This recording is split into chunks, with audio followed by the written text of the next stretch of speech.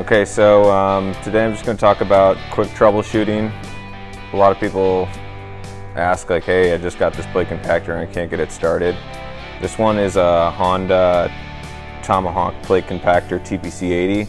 Doesn't have the handles attached, but for the purpose of this video, you don't need to. So one of the most common problems I see is there's just not enough oil. A lot of people assume that when these things are shipped or for whatever reason they don't put enough oil in the machine. So on a pretty common Honda GX160 engine, you're just going to want to make sure that it definitely has adequate oil. So turn the machine right here so you guys can see it.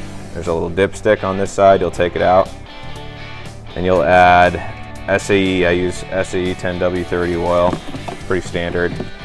Make sure it's filled up, 80% of the way at least. And the main reason that I see it, if people fill it up halfway or they fill it up quarter of the way, it has some oil, it should start. Well, there's a low oil sensor on these Hondas, and even the Kohlers and the old Subarus have that as well. A lot of models have it now, so there's an oil sensor. So if this sensor that's going down into the crankcase is not, covered with liquid, you can pull as hard as you want, as long as you want, but you're never going to start it.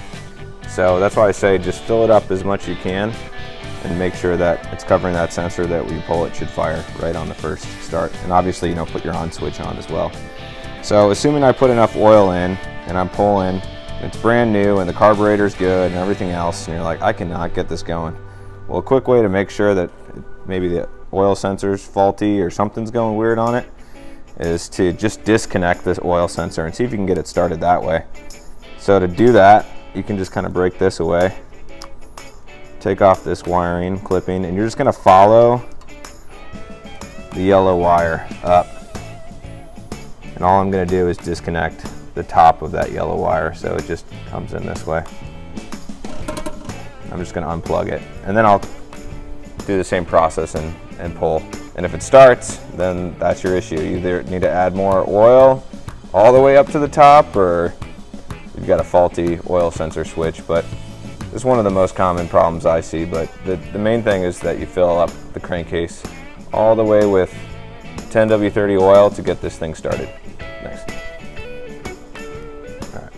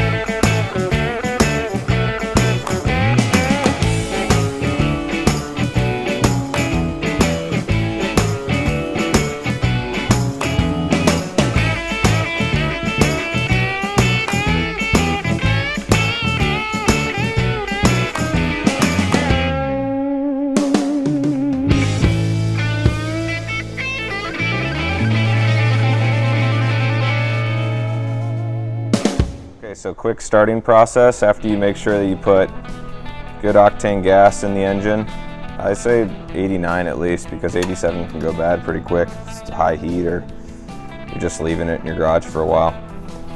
Then you put 10W30 oil in the dipstick and you make sure it's full. Quick starting process, turn your on switch on to the on position. Make sure your choke's on. Open your fuel valve, which is right below the gray choke, to the on position. And then you're just going to pull. That's it. And it should fire right up. And you set your accelerator right here. So that's it for starting.